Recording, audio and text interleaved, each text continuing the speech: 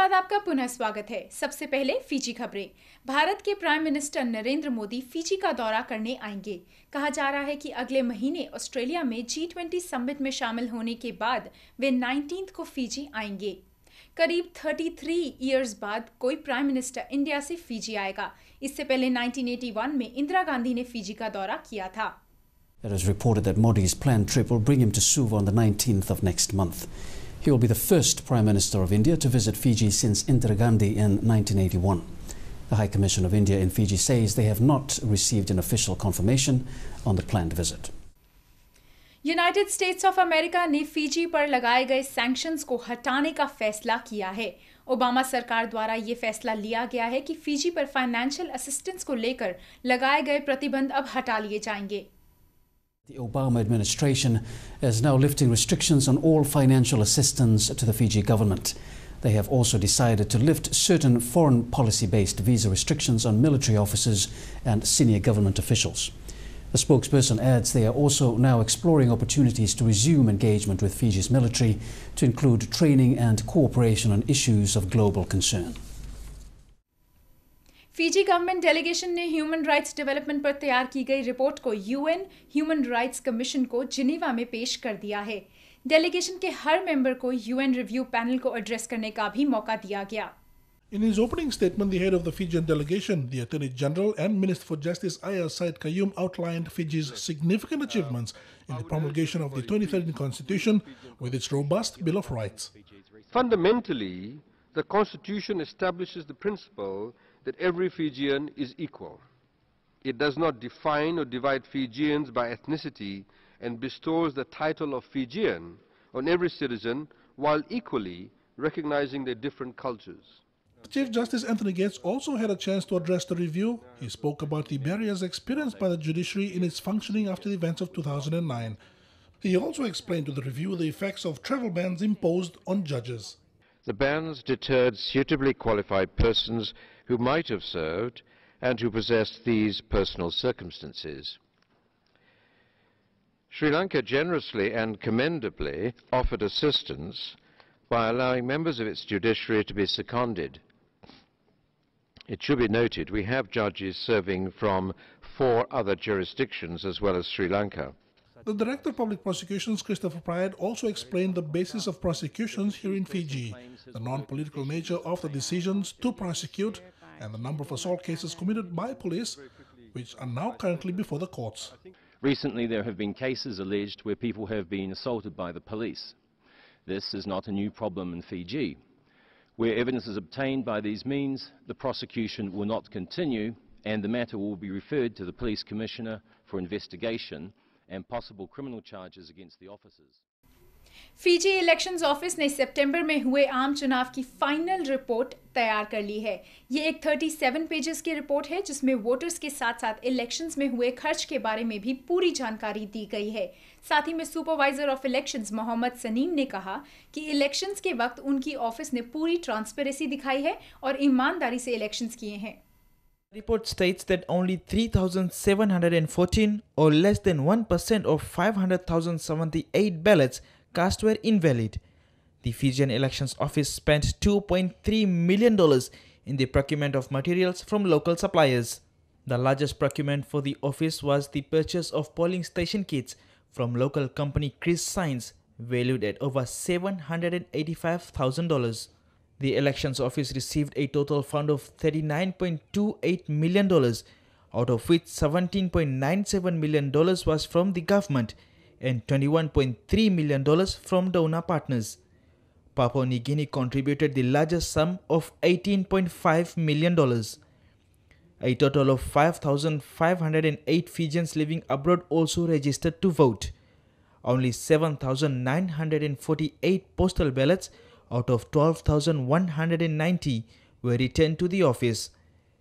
A total of 387 media personnel were accredited representing 34 media organizations.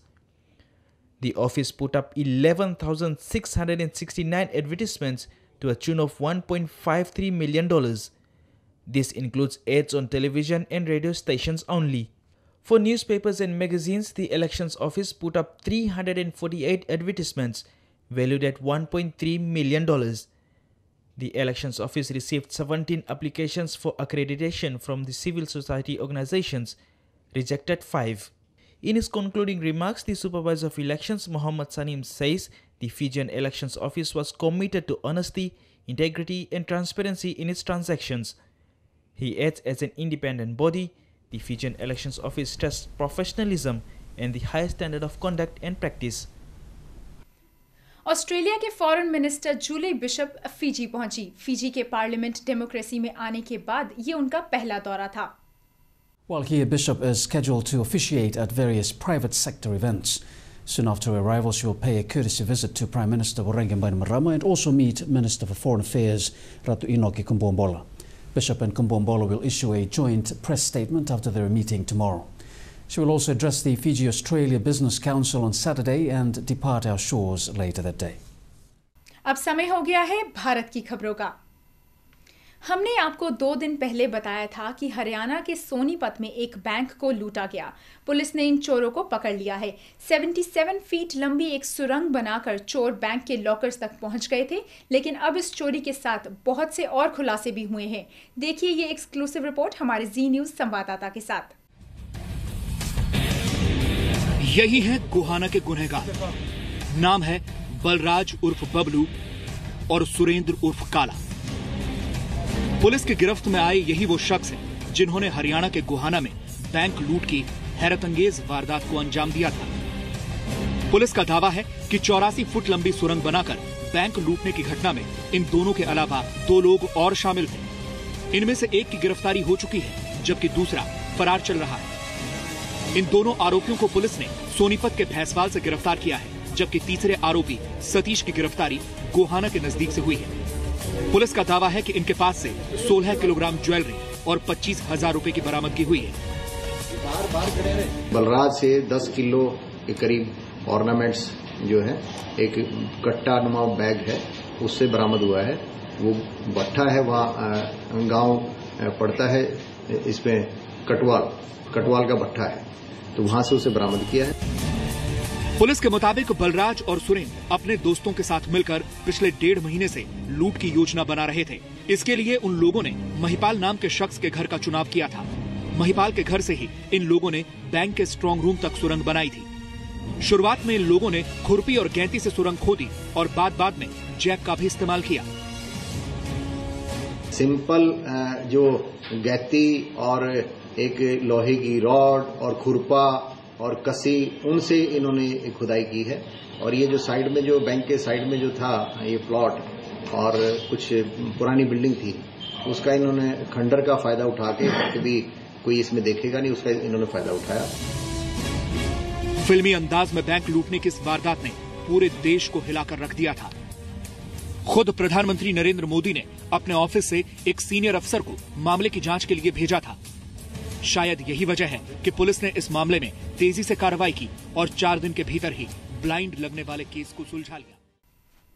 Modi के आने पर अब भारत का विकास पक्का है। कल पूर्व प्रधानमंत्री इंदिरा गांधी की बरसी है। वहीं मोदी ने 1984 में हुए दंगों में जिन जवानों की मृत्यु हुई थी, उन्हें 5-5 लाख रुपए उनकी फैमिली को देने का फैसला किया है। अब ये कहा जा रहा है कि देश में पावरफुल मोदी युग की शुरुआत हो गई है। 30 साल पहले 1984 में हुए सिख दंगों के जख्मों पर प्रधानमंत्री मोदी ने आज मरहम लगाया है।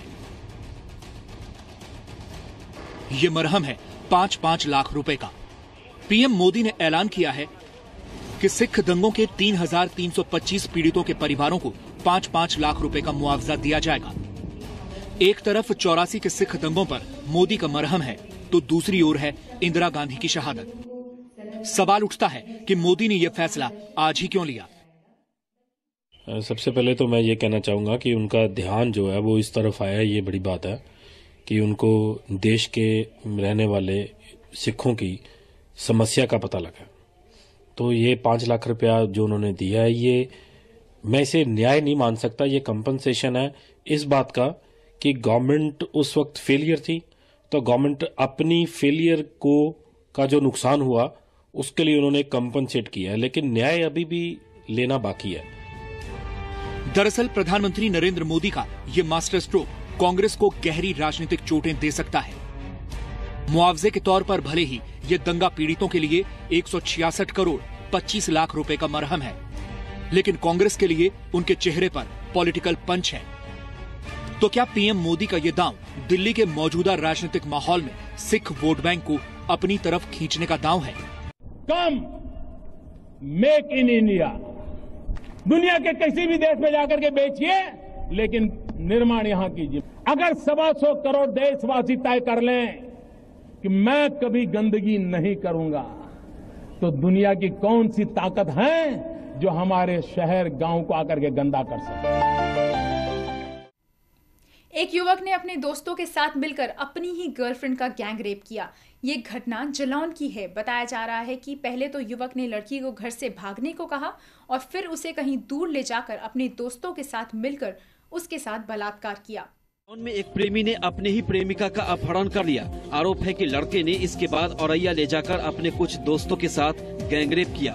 पीड़िता की शिकायत पर पुलिस ने मामला दर्ज कर जांच शुरू कर दी है। इस पूरे मामले में एक और बात सामने आई है। बताया जा रहा है कि पीड़िता के फोन पर एक बार गलती से किसी युवक का मिस्ड कॉल आया था। इसके बाद दोनों में दोस्ती हो गई। फरेबी प्रेमी ने युवती को अपने जाल में फंसाकर वारदात वाले दिन घर से भागने को मजबूर किया और फिर औरैया में ले जाकर रेप की वारदात को अंजाम दिया। एक लड़की थी जो औरैया में पाई गई थी और उसकी वजह से यहाँ पर हम लोग का मुकदमा 363, 366 का गोहान थाने में कायम था। उसमें एक मुलजिम हम लोग अरेस्ट भी कर चुके हैं। मध्य प्रदेश के स्कूल्स अब हाईटेक हो गए हैं। मध्य प्रदेश में शिक्षा विभाग ने एंड्रॉयड फोन के जरिए टीचर्स की अटेंडेंस लगाने का प्रस्ताव रखा है। ऐसा इसलिए ताकि टीचर्स वक्त पर आएं और बच्चों को भरपूर सेवाएं प्रदान कर सकें। एमपी के शिक्षा विभाग में एंड्रॉयड मोबाइल के जरिए ई अटेंडेंस लगाने की नई व्यवस्था लागू की जा रही है।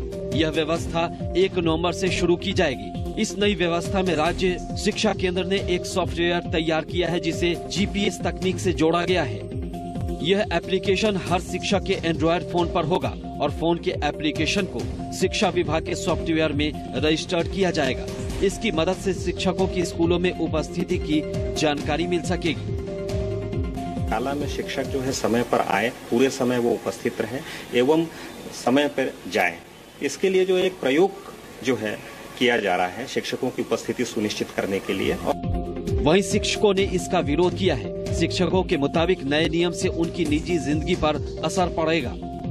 कोई भी प्रयोगशाला शिक्षा विभाग ही बन जाता है और शिक्षा विभाग की प्रयोगशाला ठीक है, मान लिया एक शिक्षक बहुत अच्छा है, बहुत पढ़ा लिखा है, वो बहुत अच्छे से एंड्रॉइड फोन को ऑपरेट कर सकता, सब चीज आपकी मानी। मेरी लोकेशन तो आपको क्लियर हो जाएगी, मेरी अटेंडेंस आपको समझ में आ जाएगी कि मेरी अटेंडेंस लग चुकी है। फिर मैं आपसे ये पूछना चाहती हूँ कि ऐसी स्थिति में एक प्राचार्य का क्या रोल रह जाएगा। और अब समय हुआ है स्पोर्ट्स का with the latest from Devnarayan.